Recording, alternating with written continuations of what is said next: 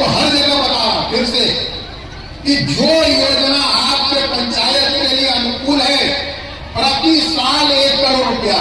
दुर्भाग्य है कि आपको पता है कि यहाँ की सरकार कैसे काम कर रही, अभी पिछले साल का ही पैसा नहीं लोग खर्च कर पाए। क्या स्थिति है? भरपूर प्रयास करने के बाद पीएम विकास की जगह मैं उसकी आलोचना नहीं कर रहा, एक दूसरा भाग भी आना है, उसी पैसे को इधर से उधर हेर फेर कर, जहां के हर पंचायत को कम से कम 1 करोड़ रुपया उनके खुद के लिए हम लोगों ने देने का प्रयास किया है। मुखिया जी को जानकारी 47 में भारत को मजबूत बनाना और हमारी आने वाली पीढ़ियां ये हम पर गर्व कर सके कि हाँ, हमारे जो पूर्वज थे, हमारे जो माता पिता थे, उन्होंने हमारे भविष्य की चिंता की।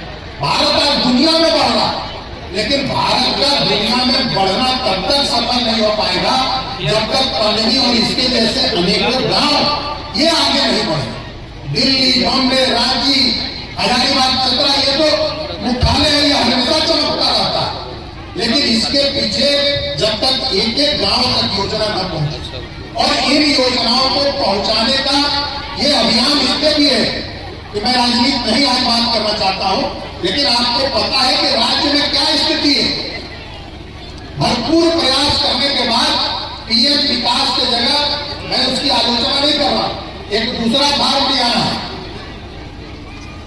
उसी पैसे को इधर से उधर हेर फेर करके। डीएमएफटी आपको जान के आश्चर्य होगा कि प्रधानमंत्री मोदी जी ने जिन जिले में माइनिंग होता था, खनिज होता था, खनन होता था, उसके लोगों को लाभ नहीं मिलता था, उसका पैसा सीधे रॉयल्टी के लिए भारत सरकार और राज्य सरकार को जाता था। लेकिन पहली बार उसका पैसा सीधे सीधे जिलों को देना शुरू किया गया। और आपको जानकर खुशी होगी कि मेरे लगातार लड़ाई लड़ने के बाद मुखिया जी भी यहाँ बैठे हैं और वीडियो साहब भी बैठे हैं, चतरा अकेला जिला है जहाँ के हर पंचायत को कम से कम 1 करोड़ रुपया उनके खुद के लिए हम लोगों ने देने का प्रयास किया है। मुखिया जी को जानकारी होनी चाहिए। और ये किस लिए दिया है? तो इसीलिए दिया है कि जो ग्राम पंचायत तय करे वही योजना बनानी। ग्राम पंचायत को लगता है कि मंजरी में अगर पानी नहीं है तो आप डीप बोरिंग लगाइए, आपको लगता है तो आप कोई कुआं बनाइए, आप किसी नदी में चेक डैम बनाइए, और पूछिए यहाँ वीडियो साहब है, इनको अधिकार नहीं है कहने का कि यही योजना लाइए। जो योजना, मैं इसको हर जगह बता रहा हूं फिर से कि जो योजना आपके पंचायत के लिए अनुकूल है, प्रति साल 1 करोड़ रुपया। दुर्भाग्य है कि आपको पता है कि यहाँ की सरकार कैसे काम कर रही, अभी पिछले साल का ही पैसा नहीं लोग खर्च कर पाए, और पैसे की कमी नहीं है। आज भी लगभग आज तो कुछ पैसा खर्च हुआ है, 1280 करोड़ था, लेकिन मेरा आंकलन है कि लगभग अभी भी 800 करोड़ रुपया बचा हुआ है। इसलिए मैं घूम घूम के ये कह रहा हूं कि इसको तेजी से उपयोग में लाइए और वो काम करिए जिससे आपके गांव को फायदा हो, जो आपके गांव के लोग कहें। और हम देख रहे हैं पूरे जिले में क्या तो पीसीसी बन रहा है। अब पीसीसी काहे बनता है आपको भी पता है, जैसा पीसीसी बनता है वो 6ठे महीने नजर नहीं आता। लेकिन अगर कोई सिंचाई की व्यवस्था हो जाए, कोई आंगनबाड़ी का हो जाए, कोई मान लीजिए डॉक्टरी सुविधा हो जाए, कोई जच्चा बच्चा के जांच का ही काम हो जाए, या आपके स्कूल में कोई चीज की कमी है वो हो जाए, यानी हर तरह की योजना, मैं फिर ये कह सकता हूं कि पूरे प्रदेश में अकेला जिला है जिसके हर पंचायत को जहां माइनिंग हो रहा है वहां 2 करोड़। और इसी के लिए प्रधानमंत्री जी ने इस योजना की शुरुआत की है। लेकिन आपको पता है कि योजनाओं में लागू हो जाएगा सीधे सीधे जनता को, तो बहुत लोगों का पेट नहीं भरेगा। और इसीलिए प्रधानमंत्री जी ने अनेकों योजना में जनधन खाता खुलवाकर सीधे सीधे लोगों के अकाउंट में पैसा देना शुरू किया। और एक बात और मैं कह रहा हूं, एक चीज बहुत स्पष्ट हो जाए, यहाँ अनेक विभाग के अधिकारी भी आए हैं। मित्रों, आपका भी वीडियो साहब, आपकी भी टीम का और जिले के टीम का, और जो जनप्रतिनिधि है उनका काम जनता की सेवा करना है। और एक चीज जान लीजिए, 2 नंबर की कमाई आने में भले देर लगती है, जाते टाइम नहीं लगता है।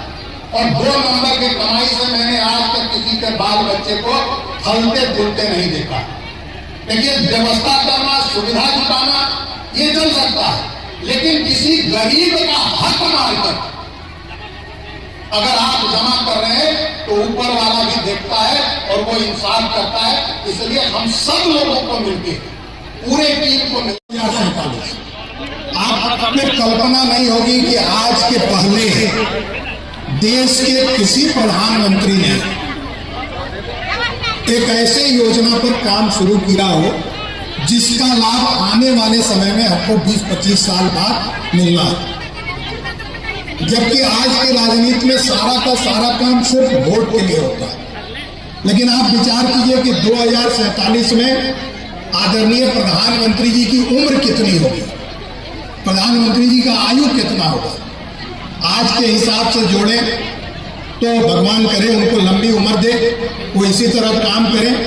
लेकिन ये क्या है कि वो राजनीति में नहीं रहेंगे, तब उनकी उम्र 97-98 होगी। हम में से भी अनेकों लोग राजनीति में रहेंगे, लेकिन फिर भी 2047 का विकसित भारत, इसके पीछे का उद्देश्य क्या है? इसीलिए आपने देखा कि हम लोगों ने इस कार्यक्रम किसलिए कर रहे हैं इसको भी जानना चाहिए। किसी से पूछिए कि किसके लिए कमाते हो, किसके लिए जीते हैं। हर आदमी यही कहता है कि हम अपने बाल बच्चा के लिए कमा रहे हैं। और हम लोग चाहे माता भद्रकाली में पूजा करें, चाहे गुरुवाणी में पूजा करें, चाहे अपने घर में सत्यनारायण भगवान की कथा करें। हम लोग जब संकल्प लेते हैं तो हम लोग दूध लेते हैं, अक्षत लेते हैं, जल गंगा जल के रूप में जल लेते हैं और संकल्प करते हैं। जमबूटी पे भारत खंडे आर्यावर्ते झारखंड राज्य अंतर्गत चतरा जिला मयूरहंड मंडल फिर पंजनी ग्राम, यानी पूरे विश्व की चिंता करते हुए फिर हम संकल्प अपने 7 पीढ़ियों का करते हैं। 3 हमारी पीढ़ी, हमारे बाप दादा, उनके बाप दादा, उनके बाप दादा, जिन्होंने हमको बनाया। 4था खुद और 3 हमारे आने वाले पीढ़ी, यानी हम जहां अपने पूर्वजों के ऋण से ऋण हो रहा है, वहीं हमको अपने आने वाले संतान को या उसके बाल बच्चे को क्या लेके जाना है, हमारा मुक्ति उसी पर होता है। और इसलिए आपने देखा होगा कि ये श्री रामचंद्र जी के आगमन का वर्ष है। 22 तारीख को प्राण प्रतिष्ठा होगी, लेकिन ये हमारे पूर्वजों का ही देन है कि 500 साल बीत जाने के बाद भी राम जी के प्रति हमारी आस्था कम नहीं हुई। तो ये उसी परिवार की कल्पना को देश बनाने के लिए उपयोग करना, ये प्रधानमंत्री जी का उद्देश्य है। और खास करके हमारी माँ बहन बेटियां, इनके माध्यम से ही हमारे घर में संस्कार आता है, हमारे घर में शांति आती है, हमारे घर में समृद्धि आती है। और इसलिए प्रधानमंत्री जी ने अपनी माँ बहन बेटियों के अधिकार के साथ साथ उनके सम्मान की स्थापना का एक अखिल भारतीय अभियान इसलिए चला है कि आने वाले समय में भारत एक मजबूत देश बने। इसलिए आपने देखा होगा कि जब शुरू प्रधानमंत्री बने थे और उन्होंने लाल किले से कहा कि हम शौचालय बनाएंगे, बहुत टीका टिप्पणी हुई थी। लोग हंसते थे कि कैसा प्रधानमंत्री है और कोई काम नहीं है। तो हमारे देश में हम भले 2 नवरात्र प्रकट और गौम 2 नवरात्र, इसमें भले 9 दिन देवी की आराधना करते हैं, शक्ति की आराधना करते हैं, लेकिन हमारे घरों में हमारी मां से निवृत्त होना होता था और फिर शाम को, और इसका खामियाजा परिवार को भुगतना पड़ता। इसलिए एक संस्कार का अभियान, एक अभियान ऐसा जिसके माध्यम से भारत के घर मजबूत हो। और भारत का घर और परिवार जब मजबूत होगा तो आपने देखा कि कोरोना के अंदर जहां अनेकों देश बिखर गए, कैसे सामना किया हम सब। इसीलिए देश के प्रधानमंत्री ने 80 करोड़ जनता को दोनों टाइम भोजन दुकान के माध्यम से, राशन के दुकान के माध्यम से अनाज देना शुरू किया। ये बहुत लोग कहते हैं कि फ्री में दे रहे, फ्री में नहीं दिया जा रहा। ये आज की कमाई है, ये आज की समृद्धि का कारण है, क्योंकि प्रधानमंत्री जी ने जिस दिन आह्वान किया था कि जो लोग फ्री में गैस लेते हैं वो गैस का सब्सिडी छोड़ दें, जो सब्सिडी छोड़े या जो डीबीटी में गड़बड़ी होती थी उससे आज के डेट में 1 लाख करोड़ रुपए से अधिक प्रति वर्ष उसमें बचत होता